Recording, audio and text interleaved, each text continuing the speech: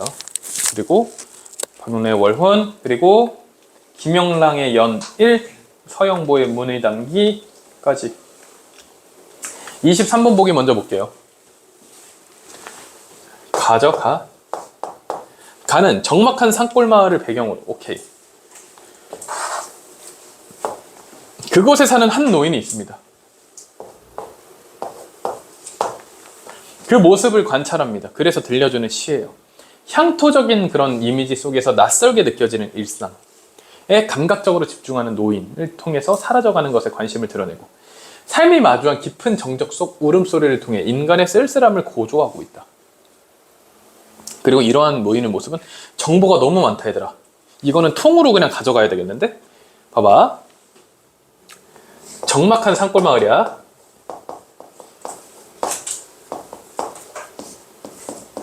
적막한 산골마을에 노인이 있습니다. 그리고 여기서의 포인트는 뭐냐면요, 향토적인 정경 속에서 낯설게 느껴지는 일상이야. 그래서 이 사람이 느끼는 낯선 것이에요. 낯선 것. 낯선 것이 있고, 그러니까 향토적인 거랑 어떻게 보면 상반되는 이미지일 가능성이 크겠죠. 그래서 이 낯선 것을 통해서 우리가 뭘 볼 수 있냐, 뭘 느낄 수 있어? 사라져가는 것. 이걸 느낄 수 있다는 겁니다. 노인의 삶이 마주한 깊은 정적 속 울음소리를 통해서 또 쓸쓸함도 나오고요. 그리고 이거는 마치 달무리와 같다. 그리고 이 다음에 뭐가 나오는 거야? 정적 속 울음소리 나올 거고요.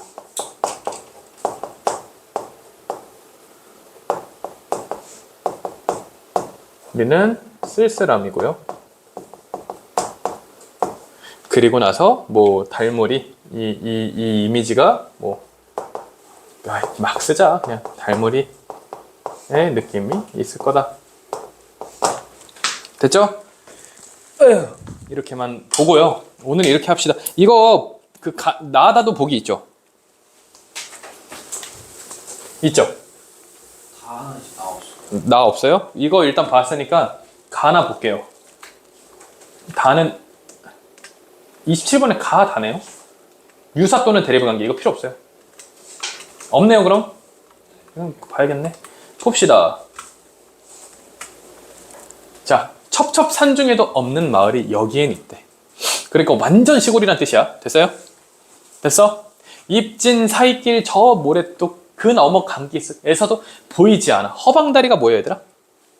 짐승 따위를 잡기 위해 그러니까 그런 덫 구덩이 그런 거를 드러내야 보이는 마을. 그러니까 무슨 말이냐면은 진짜 안 보이는 완전 시골이란 거를 이렇게 풀어서 쓴 거야. 갱속 같은 마을인 거예요. 꼴깍 해가 노루꼬리 해가 지면은 천천히 이렇게 지는 거죠. 집집마다 이제 불을 켭니다. 콩깍지처럼 후미진 외딴 집에도 불빛은 앉아서 어슷토록 창문은 뭐가 빛입니다. 왜냐면은 불빛인데 이게 너네가 LED, LCD 이런 거 아니잖아. 이거 무슨 불이야? 무슨 호롱빛 이런 거잖아. 그러면은 창호지 있잖아. 한지에다 비추면 어때? 주황색이죠? 그런 뭐가 빛인 거야? 됐어? 긴 밤입니다. 긴 밤 해주고 공간적 이 마을 알죠? 여기서 이미 세팅을 해놨으니까 굳이 세모 안 할게요. 따로. 자, 외딴집 노인이 있어요. 드디어 등장합니다. 외딴집 노인. 완전 시골이고 사람 한 명 안 살 것 같은 곳에 사는 외딴집 노인이야. 잠이 깼는데 출출해요. 그래서 물을 깎기도 하고요. 고구마를 깎다가 사람도 없는데 시납으로, 그러니까 자기도 모르는 사이에 천천히 풀려 내리는 집단, 그리고 집 오라기의 설레임을 듣는 거야. 그 소리를 샥샥샥 듣는 거예요. 귀를 모으고 듣는 거야. 그리고 후루룩 처마기 새 날에 묻는, 그러니까 새들도 착착착 하고 그 온기를 생각하는 거야. 됐어요? 이미지 그려져? 조용하죠? 완전 조용하지. 왜? 야, 얼마나 조용하냐면은 지푸라기, 그러니까 지붕을 지푸라기로 해놨는데 그 지푸라기가 떨어져 내려. 근데 떨어져 내리는데 산사태처럼 확 이렇게 아니잖아. 진짜 샤샤샤 이런 소리 들리고, 그리고 새들 깃털 소리까지 들려. 이해 가요? 그러면서 그 온기를 생각하는 거야. 숨죽이고 가만히. 소리가 엄청 조용한 거죠. 거의 수능장 같이. 이해 갔어요? 참 오래오래. 자, 근데 우리가 여기서 이제 뭘 찾아야 돼? 낯선 것 찾아야 돼요. 낯선 것. 됐어요? 거의 다 끝나갔는데? 자, 참 오래오래 노인의 자리맡에 밭은 기침 소리도 없을 양이면, 그러니까 노인이 이제 기침하다가 그 소리도 이제 없어져요. 그러면은 벽 속에서 이제 겨울 귀뚜라미가 웁니다. 때를 지어서 막 울어요. 근데 이 울음소리가 나타내는 거는 쓸쓸함이라는 거예요. 왜? 오히려 이 조용한 이미지와 반대되는 거고, 이 울음이라는 게 이 혼자 있는 거를 더 극대화시키는 거예요. 그 쓸쓸함을. 오케이? 그런 이미지라고 생각해주면 돼요. 어느덧 밖에는 눈발이라도 치는지 한방눈이나 올랐는지 창호지 문살에 이제 월훈, 이 달물이에요. 걔가 이제 뜨니까 그게 마치 이 쓸쓸한 걸로 보인다. 그랬을 때 우리가 이제 찾아야 되는 거는 뭐가 될까요? 이 낯선 것이 뭔가. 얘들아, 낯선 것은 뭘까요, 여기서? 바람도 없는데 들리는 이런 낯선 소리들이 그거에 대해서 얘기하는 것 같아요. 이거 문제 한번 볼게요. 그 보기 문제. 낯선 거에 대해서 어떻게 표현하고 있는지 한번 궁금해서 한번 볼게요.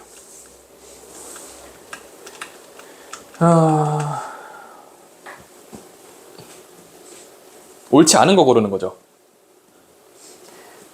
사라져가는 것에 대한 관심. 그러니까 결국에는 낯선 것에 대한 얘기는 3번밖에 안 나오거든. 3번이 답이니 혹시? 아니죠. 그러면은 3번은 맞는 말이잖아. 한번 읽어나 보자. 봉당에 불을 켜는 분위기와 콩깍지의 이미지로 나타낸 떨어진다. 향토적 전경에서 사라져가는 것들에 대한 관심을 유치할 수 있겠군. 이게 다야? 한 번만 다시 볼게요, 지분을.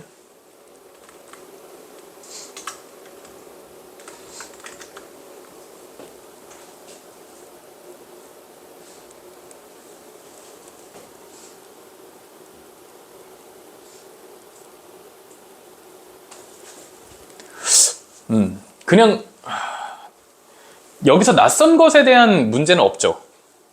낯선 것에 대해서 이렇게 세팅을 해놨는데 이게 직접적으로 안 쓰니까 조금 난감하네요. 왜냐면은 봐봐. 여기서 아까 3번 보기가 틀린 내용은 아니에요. 왜냐면은 봐.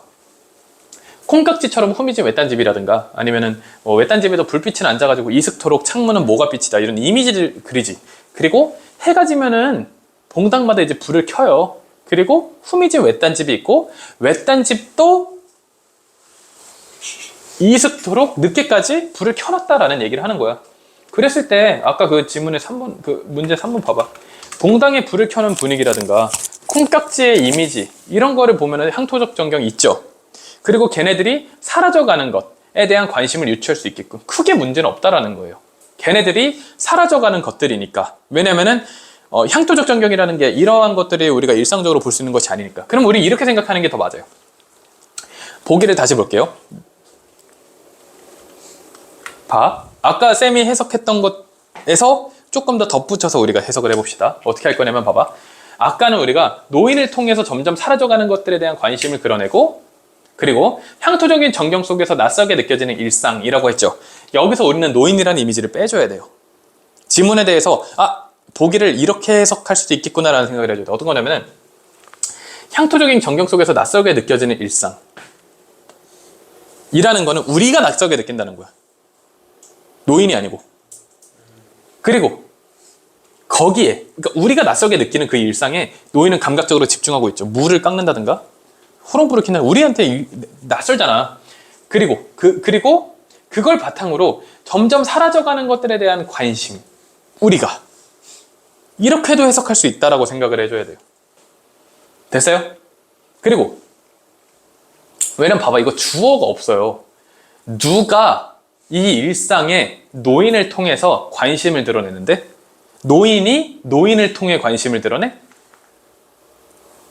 이거 봐봐. 얘들아. 필요 없는 문장 지워줄게. 자. 이거를 하나로 묶어봐. 일상으로 묶을게요. 이 시에서 드러나는 일상에 집중하는 노인이 있어. 됐어? 이 일상에 집중하는 노인을 통해서 사라져가는 것들에 대한 관심을 드러내. 끊어. 누가?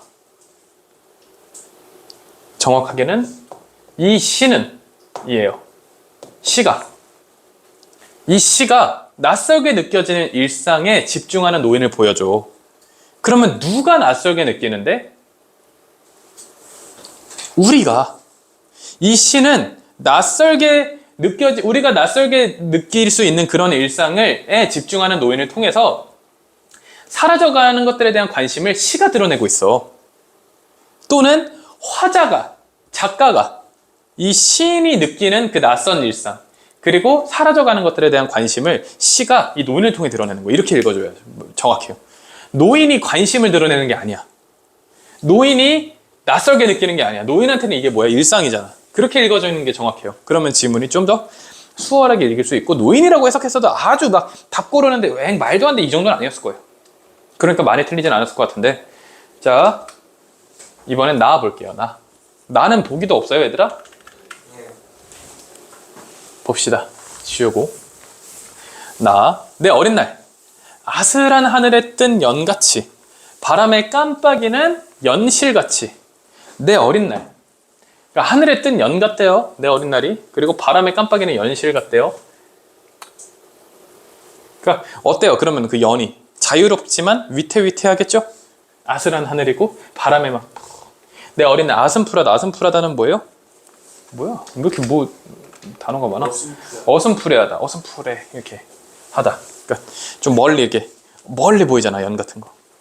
하늘은 파랗고 끝없고 편편한 연실은 조마롭다의 방언이래. 마음이 초조하고 불안하다. 이 어린 날이라는 이미지를 연에다가 빗대서, 포인트는 뭐예요? 위태위태하고요, 어슴푸레하게 잘 안 보이고요, 그리고 불안하고요. 하지만 파랗고 끝없고, 어떻게 보면은 희망이자 끝없는 어떤 환상, 이런 것도 그릴 수 있는 거예요. 이해 갔어요? 아슬아슬하게 떠놀다. 내 어린 날, 바람이라서 이제 끊어집니다. 엄마 아빠 부르고 울다가 희끗희끗한 실낯이 서러워서 아침 저녁 나무 밑에서 울다가. 됐어요? 또 내 어린 날, 하얀 옷 입고 외로이 자랐다. 하얀 넋 담고 조마조마 길가의 붉은 발자국, 자국마다 눈물이 고이었다. 이거는 문제를 풀면서 조금 더 해석해 주는 게 좋을 것 같은데, 조금 더 이입 독해를 조금 해볼게요. 좀 어렵네. 내 어린 날은 마치 뭐 같대요? 하늘에 뜬 연 같고요, 바람에 깜빡이는 연실 같아요. 하늘은 파랗고 끝없고 무한한 어떤 가능성이죠. 근데 이제 그 연실은 불안합니다. 그러다가 높이 이제 떠놀다가 아슬아슬하게 있다가 바람이로 끊어져요. 그럼 너네가 어렸을 때 연 갖고 놀았을 때처럼 끊어주면 엄마 아빠 저 끊어졌어 이렇게 하는 거죠. 희끗희끗한 실낯이 서러웠대요. 그래서 아침 저녁 나무 밑에 울었어요. 그러면 리을에 대해서 우리가 문제 한번 볼게요. 리을이 문제가 어떻게 설명하는지. 이런 식으로 봐도 좀 좋아요.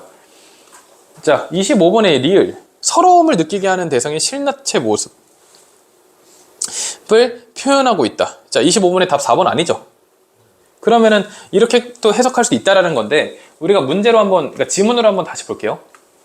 그렇게 볼 수 있죠. 희끗희끗한 실낯이 서러워. 그러니까 결국에는 그 실이 끊어진 거니까. 됐어요? 그래서 뭐 울다가.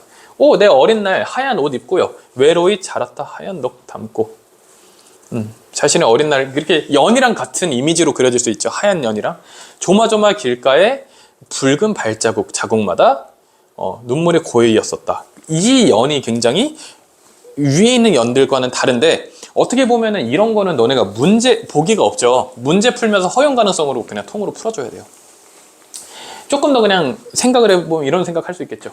내가 어린 날에 하얀 옷 입었고, 이 이미지죠. 하얀색 옷 입고 외롭게 자랐대요. 연이 유인의 친구인데 못 떠나갔으면 슬플 수도 있겠고, 그렇게도 해석할 수 있겠고요. 그랬을 때 조마조마 길가에 붉은 발자국이 있대요. 이 붉은 발자국이 미음에서 어떻게 해석되고 있는지를 좀 잘 보면 좋겠어요. 그래서 허용을 좀 해봅시다. 조마조마하게 길가에 붉은 발자국이 있고 그 자국마다 눈물이 고였대. 그러면 이 외로운 정서랑 연결이 될 수도 있겠죠. 그렇게 해서 좀 허용 가능성을 잘 풀어가지고 문제를 풀어줬으면 좋겠어요. 이거 이상으로는 해석하기가 좀 어렵습니다. 알겠죠? 됐죠? 그리고 다 한번 가보겠습니다. 다. 문의 단기. 좋아요. 이거는 딱 봐도 쉽네요. 딱 봐도 쉬울 것 같네요. 현대시가 좀 어렵네요. 좀 그냥 통으로 해석하고 무대뽀로 풀기는 어렵네요. 좀 이것저것 잘 맞춰봐야겠네요. 슉. 신위가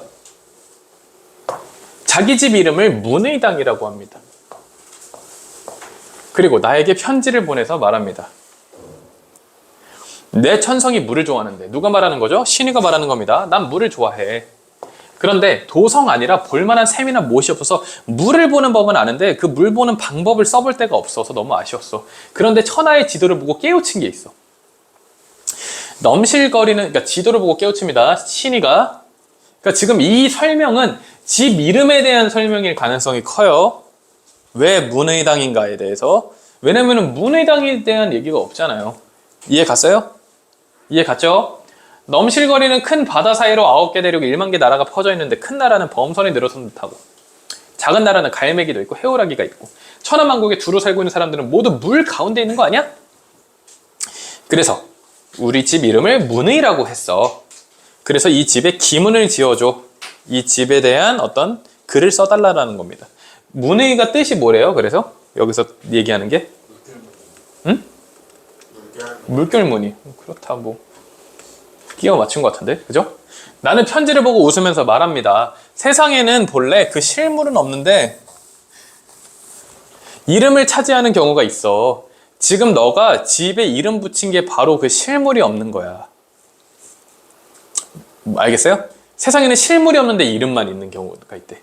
너네 집이 그렇대. 까는 것 같은데 비록 그러하나 그대도 이에 대해서 할 말이 있을 거야. 그러니까 뭐냐면은 야, 너네 집에는 물결무늬도 없는데 무슨 물결무늬야? 그런 거죠. 야, 이름만 그럴듯하게 지으면은, 그리고 그럴듯한 이유 되면 다야? 너 완전 매갈이 없는 말이야 그거. 이런 얘기야. 근거가 없잖아. 근거가. 이런 거예요. 자, 그래서 이제 까봅니다. 지금 바다의 섬 가운데 집을 짓고 사는 사람이 있다면 사람들은 반드시 물에 산다고 하지 산에 산다고 하지 않아요. 섬 사람 중에는 담장을 두르고 집을 짓고 문을 닫고 들어앉아 사는 사람도 있어요. 그가 날마다 파도와 깊은 물을 가까이 접하지 않는다고 해서 물에 사는 게 아니라고 한다면 옳지 않겠죠. 하지만 그대의 말에서만 의심을 품겠소? 이게 무슨 말인지 알겠어요? 모르겠죠? 잘 봐. 잘 봐. 얘가 문의라고 지었죠. 이 말의 뜻이 뭐예요? 물결? 문이죠. 이 물결문이라는 문의라는 이름을 지은 이유가 뭐예요? 이 근거가 뭐예요? 바다, 아니 모두가 물 가운데 살고 나도 물 가운데 산다라는 거죠. 그건 이해 갔어? 어우씨, 자꾸 떨어져. 이거까지 하고 잠깐 쉬었다 해야겠다. 이거 자꾸 다시 붙여야겠다. 자, 문의가 뭐야? 물 가운데 있다. 정확하게 할게요. 물 가운데 라는 뜻이죠, 얘들아. 근데 이 사람은 실제로 물 가운데야? 그러니까 이 사람은 이런 얘기하는 거야. 내가 보니까 대륙들 다 물에 떠 있잖아. 그럼 나도 내가 지금 물 보는 거 좋아하는데 내 주변에 물이 없긴 한데 나도 따지고 보면 물 위에 있는 거 아니야? 그래서 이 집의 이름은 물결문이다 라고 한 거예요. 얘가 깝니다. 야, 진짜로 바다가 있고 그 가운데 이제 섬이 떠 있어요. 그리고 집을 지어요. 그럼 이 사람은 바다에 사는 사람이야? 물에 산다고 하지 산에 사는 사람이라고 안 하지. 그러니까 물에 사는 사람이야? 인정. 자, 섬 사람 중 이런 사람들 중에 담장 두르고 이렇게 사는 사람도 있어. 섬이야, 섬. 근데 이 사람이 이 안에 산다고 해서 지금 물이랑 같이 있는 거야? 아니죠. 하지만 그러니까 지금 계속 물을 보고 있다고 하진 않지만 그렇다고 얘가 물에 사는 게 아니야? 그건 아니. 그러니까 무슨 말이냐면은 섬에 살아요. 조그만 섬에 산다고 얘 집 지었어. 집 안에 있어. 얘 지금 물에 몸 닿아 있어? 하지만 얘 물에 사는 사람이지. 인정하지. 섬이니까 느낌이 딱 그렇잖아. 물에 사네 이렇게 부르잖아. 이해 갔어? 그러니까 결국에는 사람들이 야, 결국에는 어딜 살아도 물에 사는 거 아니야? 맞지? 그러면은 사람들이 다 인정해. 근데 너는 왜 너 말에만 의심을 품겠어? 네가 그런 말 한다고 의심을 품겠어? 무슨 말이냐면 야, 이런 말을 못 알아 해 라는 거야. 다 똑같은데. 다 똑같은 상황 아니야? 대지는 하나의 섬이고 세상 사람들은 섬 사람이야. 비록 배를 집으로 삼아서 물 위를 떠다니면서 날마다 물과 더불어 사는 사람도 있어. 하지만 그 형편상 눈을 한 곳에 두고 꼼짝하지 않을 수는 없고 잠깐이라도 내가 물 위에 있다는 걸 까먹기도 해. 됐어? 이때는 겨우 반걸음을 움직인 것이나 천리를 간 거나 똑같아. 무슨 말이냐면 이런 얘기하는 거예요. 너가 물결무늬라는 이름에 이걸 지은 거는 약간 유난 떠는 거다. 사람들 다 물 위에 떠서 산다고 해도 의심하지 않아. 근데 너는 굳이 너네 집에다가 물결무늬 이런 거 지어가지고 너 지금 물 위에 사는 거를 막 드러내고 싶어 해. 그러니까 그럴 이유가 있어? 누구든 정말로 물에 사는 사람이라도 딴 데를 보기도 해. 물 위에 내가 없다고 착각하기도 한다고. 그런데 왜 굳이 너는 진짜로 그렇게 물에 가까이 사는 사람도 아닌데 왜 이렇게 유난 떠냐고. 실제로는 다 물에서 떠다니면서 사는 거 다 알아. 이렇게 얘기하는 거예요. 이해 갔어? 뭔 말인지 알겠어요? 질문 있나요? 여기까지 하면 되겠습니다. 됐죠? 됐어요? 좀 쉬었다 할게요. 좀만 쉬었다 하겠습니다. 야, 잠깐만, 이거 현대시 질문 좀 받을게요. 문제 한번 같이 볼게요. 좀 많이 틀려서 많이 틀린 사람 좀 다들 몇 개씩 틀렸어? 하나. 두 개요. 두 개. 네 개. 맞아? 이거 질문 좀 받을게. 조금 애매했던 거라도 같이 보자. 창윤이랑 영준이 질문 하나씩 하세요. 26번이요. 26번. 자, A와 B를 먼저 볼게요. A 같은 경우는 뭐예요? A 같은 경우는 신이에요. B는요? 나죠? A는 신이, B는 나입니다. 한번 봅시다. A는 신이. 몇 번이 좀 문제가 되죠? 영준이도. 이거 틀렸을 거 아니야. 몇 번이 좀 애매했어요. 둘 다. 전체적으로 다요? 돌아버리겠다. 다 봅시다. 26번에 아마 2번이 틀린 이유를 못할 수도 있어. 2번이 왜 답인지를 몰랐다고? 봅시다. A가 신이고 B가 나다. 자, 1번 볼게요. 야, 1번 신이는요 볼만한 샘이나 못이 없다라고 생각했는데 천하의 지도 보니까 근데 나 물 위에 사는 거 아니야? 문제 없죠. 2번 신이가 내 집 문의야. B가 동의한 이유는 동의했다라고 보기도 조금 애매하죠. 왜냐면은 동의했다라는 게 당연한 얘기잖아. 우리 다 물 위에 사는데 라는 의도에서의 동의지 너 신의 문의 겁나 잘 지었어 이런 느낌은 아니라는 거예요. 일단은 뭐 그렇다고 치고 뒤에도 봐보자. 신위의 상황이 배를 집으로 삼아 사는 사람보다 집에 들어앉아 사는 사람의 상황에 가까워서가 아니야. 지금 그러니까 B가 만약에 동의했으면은 너뿐만 아니고 모두가 물 위에 살기 때문에 그런 이름 짓는 건 크게 문제 없지라는 뉘앙스로 했어도 그렇게 동의했어야 돼. 이해 갔어? 그러면서 얘는 무슨 얘기한 거야? 야, 배를 집으로 삼아 사는 사람이나 들어앉아 아는 사람이나 똑같아 라는 얘기잖아. 비교를 하는 것 자체가 잘못됐어요. 됐어요? 또 좀 헷갈리는 선지를 보자. 3, 4, 5 중에 다 봐줘? 찝어봐. 아니면 없어?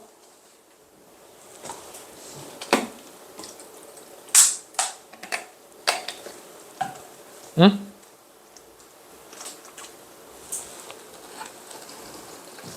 넘어가요? 다른 문제는요, 영준씨. 겁나 많이 틀렸잖아요. 다 해결했어요?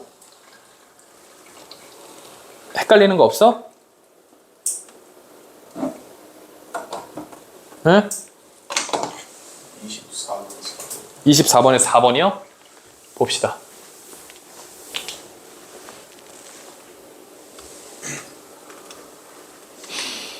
자, 나에 대한 설명이죠. 4번이 답이에요? 네. 왜 적절하지 않은지 찾으면 돼요. 자연에서 외로이 자랐다. 이어진 하얀 넋은 붉은 발자국에 함축된 정서와 상반되는 의미. 얘들아, 이게 바로 대표적인 뿔마 문제예요. 뿔제로마. 기억나죠? 왜냐면 봐봐. 나 외로이 자랐어. 그리고 하얀 넋이야. 그리고 눈물 발자국에 눈물이 고여있어. 라고 했을 때 뒤집히는 느낌은 아니에요. 그러니까 여기서도 물어보는 게 정확한 시어의 의미를 묻는 게 아니죠.